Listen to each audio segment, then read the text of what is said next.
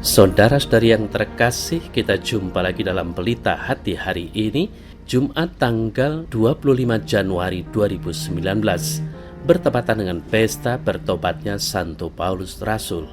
Bersama saya Romo Thomas Suratno SC dari Paroki Cilandak, Jakarta Selatan, mendengar dan merenungkan sabda Tuhan, yakni firman Tuhan yang tersurat di dalam Injil Markus bab atau pasal 16 ayat 15 sampai dengan ayat 18.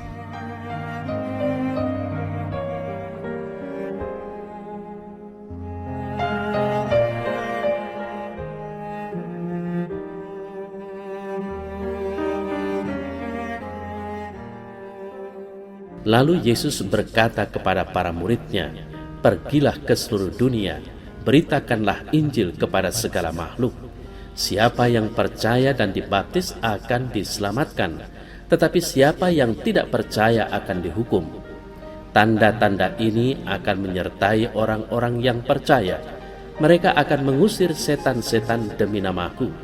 Mereka akan berbicara dalam bahasa-bahasa yang baru bagi mereka. Mereka akan memegang ular, dan sekalipun mereka minum racun maut, mereka tidak akan mendapat celaka. Mereka akan meletakkan tangannya atas orang sakit, dan orang itu akan sembuh."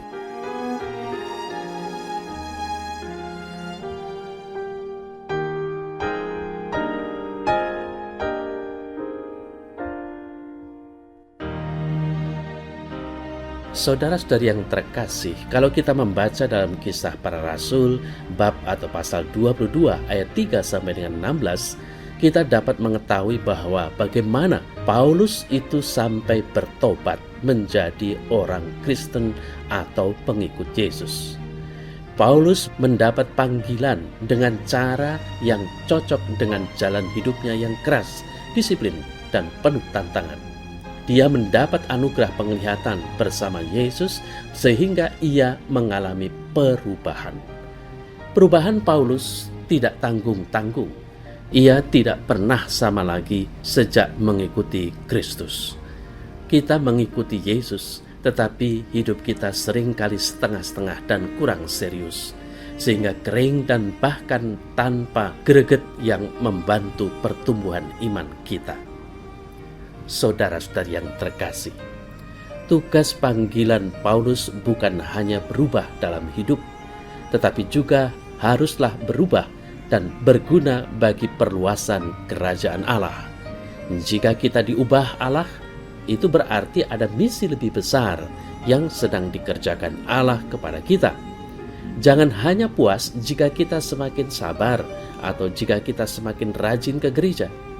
Kita perlu memperluas panggilan mewartakan, memberi kesaksian, mau melayani lebih baik lagi. Keselamatan bukan untuk dinikmati sendiri, melainkan untuk membantu saudara yang lemah imannya.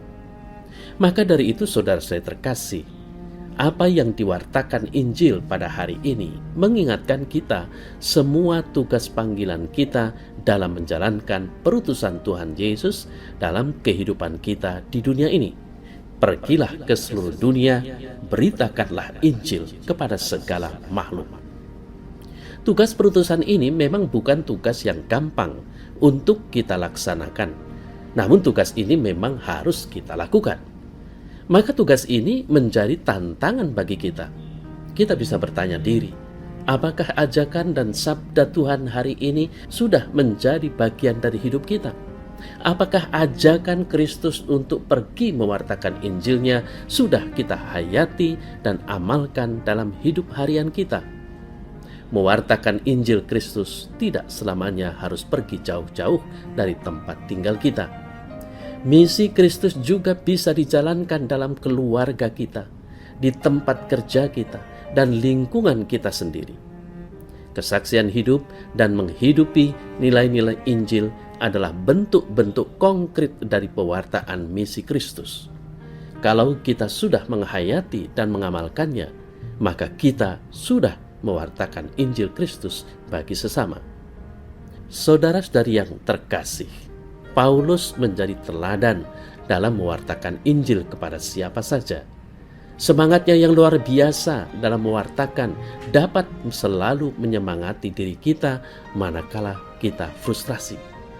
Marilah saudara saya terkasih, kita berdoa semoga Tuhan selalu menyadarkan kita akan kewajiban dan tugas kita untuk meneruskan tugas pelayanan Kristus dalam semangat Paulus selama kita masih hidup di dunia ini. Semoga pesta bertobatnya Santo Paulus ini mendorong kita untuk mau bertobat, menyadari tugas perutusan untuk mewartakan Injil sebagai orang beriman. Dan akhirnya dengan itu semua, kita ikut meluaskan kerajaan Allah di dunia ini.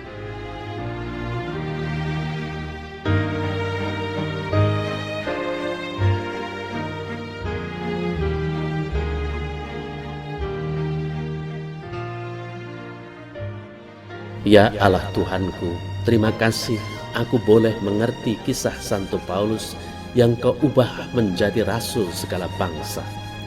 Semoga Engkau berkenan memberiku semangat dan inspirasi untuk memberi yang terbaik dari anugerah-Mu sendiri. Terpujilah nama-Mu, kini dan sepanjang segala masa. Amin.